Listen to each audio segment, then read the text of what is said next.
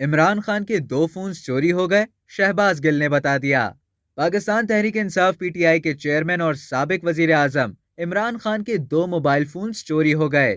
سماجی رابطے کی سائٹ ٹویٹر پر شہباز گل نے بیان میں کہا ہے کہ پرسوں سیالکوٹ میں ایک طرف جان بوجھ کر عمران خان کو کوئی سیکیورٹی نہیں دی گئی اور دوسری طرف ان کے 2 فونز چوری کیے گئے۔ شہباز گل کا کہنا ہے کہ آپ تو بالکل بوکھلا گئے ہیں، خان نے جو ویڈیو بیان ریکارڈ کروایا ہے وہ ان کے فونوں سے نہیں ملے گا۔